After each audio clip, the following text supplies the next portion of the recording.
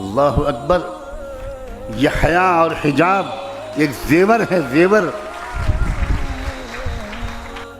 میں ایک بار دلی سے امریکن ایئر ویز کے جہاز پہ سوار ہوا، سخت بیمار حالت میں تھا، بخار تھا مجھے بہت تیز. 3 بجے رات کو فلائٹ میں پہنچا اس ارادے کے ساتھ کہ میں فوراً آرام کروں گا، لیکن اللہ کو کچھ اور منظور تھا. مجھے جو سیٹ ملی جہاز میں، اس میں بغل کی سیٹ پر ایک سردار جی، ایک سکھ بھائی جو فرینکفرٹ سے آ رہے تھے اسی فلائٹ سے، اور ان کے آس پاس کی سیٹیں خالی تھیں. تو وہ تو شاید خوب سو چکے ہوں گے، اور وہ ایک کمپنی کی تلاش میں تھے کہ کوئی آئے میرے پاس سیٹ پر بیٹھے گا تو میں اس سے باتیں کروں گا. تو وہ سردار جی جو تھے انہوں نے فوراً بات چیت چھیڑی راجنیتک حالات پر. تو میں نے ان سے موضوع گفتگو کو بدل کر اسلام پر گفتگو شروع کر دی، اس طرح کہ شاید وہ شروع میں فیل نہ کریں، لیکن تھوڑی دیر کے بعد انہوں نے لمبی لمبی جمائیاں لینی شروع کر دیں. اس کا مطلب یہ تھا کہ وہ بور ہو رہے ہیں اور he is not interested at all, یہ اسلام کے بارے میں سننا نہیں چاہتے. لیکن میں بھی بولے چلا گیا. مارکیٹنگ کرنے والے کو تو یہ سکھایا جاتا ہے، لیکن اللہ کو کیا منظور تھا؟ سامنے کی سیٹ پر ایئر ہوسٹس بیٹھی تھی، رات کا وقت تھا، کوئی سروس کا وقت نہیں تھا. اس نے پیسنجرز کو ویلکم کیا، اپنی اپنی سیٹ پر بٹھایا، جہاز ٹیک آف کر گیا تو وہی بیٹھ گئی. جب اسلام پر میں سردار جی سے اپنے نیبر سے بات کر رہا تھا تو اس لڑکی نے، امریکن لڑکی نے پلٹ کر میری طرف دیکھا اور کہا کہ sir I think that you are talking about Islam. میں نے کہا ہاں، اسلام کے بارے میں ہم لوگ بات کر رہے ہیں. تو اس نے کہا can I participate in your conversation, میں بھی کچھ بات کر سکتی ہوں. میں نے کہا شیور وائی ناٹ. تو اس نے کہا کہ میں اسلام کے بارے میں 1 سال سے غور کر رہی ہوں. اب غور کرو، سوچو اندر ہو کیا رہا ہے دنیا میں. میں کچھ پڑھ بھی رہی ہوں اسلام کے بارے میں، اور آئی لو، بہت سی چیزیں مجھے پسند ہیں، بٹ کچھ کویشچنس ہیں جو مجھے بے چین کرتے ہیں. تو میں آپ سے پوچھوں؟ میں نے کہا پوچھو. میں اس وقت اسٹوڈنٹ تھا اسلامک یونیورسٹی آف مدینہ میں. تو اس نے مجھ سے پردے کے بارے میں پڑھا.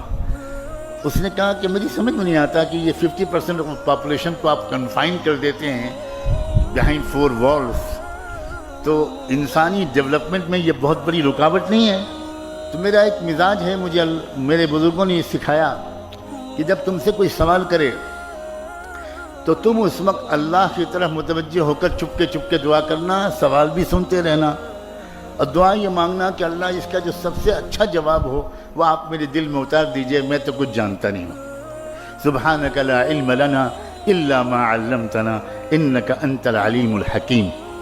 میرے دل میں ایک جواب ایسا آیا جو اس سے پہلے کبھی نہیں آیا تھا، اور میں نے ان سے کہا کہ 1972 میں آپ کے یونائٹڈ اسٹیٹس آف امریکہ میں ٹیکسس اسٹیٹ کے کیپٹل ہیوسٹن میں ایک عجیب واقعہ پیش آیا تھا، اور وہ واقعہ ان شارٹ بیان کرتا ہوں کہ ایک صاحبزادے اپنے کار میں ایک بریف کیس میں تقریباً $20 لاکھ 2 ملین ڈالر کی مالیت کے زیورات، جیولز اینڈ ڈائمنڈز لے کر نکلے، اور مڈ نائٹ 12-1 بجے کے قریب انہوں نے ایک راؤنڈ اباؤٹ ایک چوراہے کے پاس اپنی گاڑی روکی، اور اس گاڑی روک کر وہ بریف کیس نکالا اور چوراہے پر کھول کر رکھ دیا. اور اسی کنارے ایک بلڈنگ میں ان کا اپارٹمنٹ تھا. انہوں نے گاڑی پارک کی اور اوپر چلے گئے اور اپنی بیلکنی سے واچ کرنے لگے کہ اب دیکھیں میرے بریف کیس کیا ہوتا ہے. تھوڑی دیر کے بعد کوئی اور صاحب آئے، انہوں نے دیکھا، گاڑی روکی، ادھر ادھر دیکھا، کوئی نہیں ہے. بریف کیس کو دیکھا، سوچا کہ $20 لاکھ مجھے اس طرح مل رہے ہیں یا اپروکسیمیٹلی. انہوں نے جلدی سے بریف کیس اٹھایا اور گاڑی میں رکھی اور بھاگ گئے. اس نے نمبر نوٹ کر لیا مالک نے، اور پولیس کو انفارم کیا، اور اگلے چوراہے پر پولیس نے ان کو ریڈ ہینڈڈ پکڑ لیا. کیس چلا. امریکن ٹیکسس ہائی کورٹ نے جو فیصلہ کیا، میں نے اس امریکن ایئر ہوسٹس کو وہ ججمنٹ کا خلاصہ سنایا کہ میں نے ریڈرز ڈائجسٹ میں وہ قصہ پڑھا تھا. ہائی کورٹ کا فیصلہ یہ تھا کہ اصل کرمنل وہ نہیں ہے جس نے چوراہے پر سے بریف کیس کو اٹھایا ہے. اصل کرمنل وہ ہے جس نے پروٹیکٹڈ پراپرٹی کو اوپن کر کے چوراہے پر رکھ دیا. یہ آپ کے ہائی کورٹ کا ججمنٹ ہے. تو وہ تھوڑی دیر کے لیے پزلڈ ہو گئی. میں نے کہا کہ آپ سمجھیے کہ یہ آپ کے سوال کا جواب ہے. تو کہنے لگی کہ can you please explain it a little further. میں نے کہا سیدھا بات ہے, اسلام کے نزدیک ہر فیمیل, ہر لڑکی اور ہر عورت بلینس آف ڈالرز کی قیمت کی ڈائمنڈ نیگلیجبل ہے. It should be protected. It should be protected.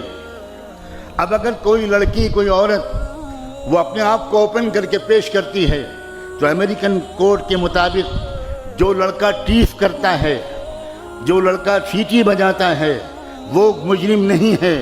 مجرم وہ لڑکی ہے جس نے انوائٹ کیا ہے کہ آؤ غنڈو, آؤ سماج کے خراب لوگوں, مجھ پر بری نظر ڈالو.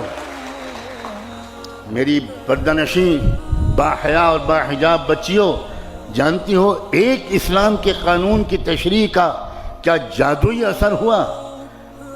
She was in tears. رونے لگی وہ, اور وہ کہنے لگی کہ اب کراچی ایئرپورٹ آ رہا ہے, میں تو اب آپ تو اتر جائیں گے, آپ کو یہاں سے فلائٹ چینج کرنی ہے. اب میرے پاس تو 4-5 سوال اور بھی ہیں. آپ کے اس سوال نے تو مجھے مسمرائز کر دیا, آپ کے جواب نے. میں بالکل مطمئن ہوں کہ پردے کے بارے میں, but what about my other questions. میں نے کہا دیکھو میں ایک اسٹوڈنٹ ہوں, میرے پاس اپنا کوئی فون بھی نہیں ہے, میں ہاسٹل کے چیف وارڈن کے آفس کا نمبر دیتا ہوں, آپ مہینے میں 1-2 بار مجھے کال کرنا, اگر میں مل سکوں گا تو ملوں گا, جواب دوں گا.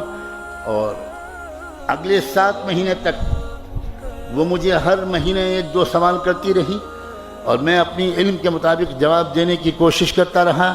اور چونکہ میں مدینے میں تھا تو جواب دینے سے زیادہ میں مسجد نبوی میں اس کے لیے ہدایت کی دعا کرتا تھا.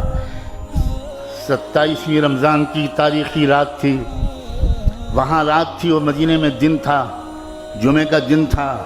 اس نے مجھے فون کیا, اس نے کہا مولانا میں نے اس وقت کوئی سوال کرنے کے لیے فون نہیں کیا ہے. I want to give you a very happy news. Right now میں شکاگو کی اسلامک سینٹر میں بیٹھی ہوں اور میں نے ابھی محمد مصطفیٰ کا دامن تھاما ہے.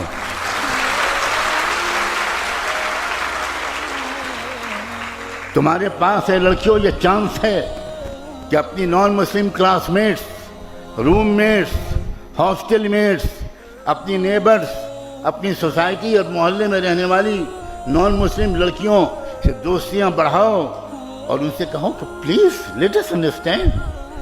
ہم لوگ پڑھے لکھے لوگ ہیں بھائی, ہم لوگوں کو ایک آپس میں ڈیبیٹ کرنا چاہیے, ایکسچینج آف نالج کرنا چاہیے. ہم لوگ لڑکے ہو رہے ہیں, وی آر سویلائزڈ پیپل. آئیے ہم لوگ بات کریں. آپ سمجھیے ہمارے حجاب کو, آپ سمجھیے ہمارے پردے کو. میں اس گھر میں رہتا ہوں, یہاں میری بیٹی بھی موجود ہے, میری بہو بھی موجود ہے. وہ پورا گھر نان مسلم سوسائٹی کا ہے. 99% لیبرز ہندو ہیں اور اپر کاسٹ کے ہیں. اور میں اپنی بیٹی اور بہو کے سامنے یہ بات کہہ رہا ہوں کہ وہاں کی پڑوس کی ہماری نان مسلم لڑکیاں, برہمن گھرانوں کی لڑکیاں, وہ ان بچیوں سے آتی ہیں اور کہتی ہیں ہمارے سر پہ اسکارف باندھ دیجئے, آپ لوگ بڑی سندر لگتی ہیں. یہ سندرتا محمد مصطفیٰ کی سنت کی ہے.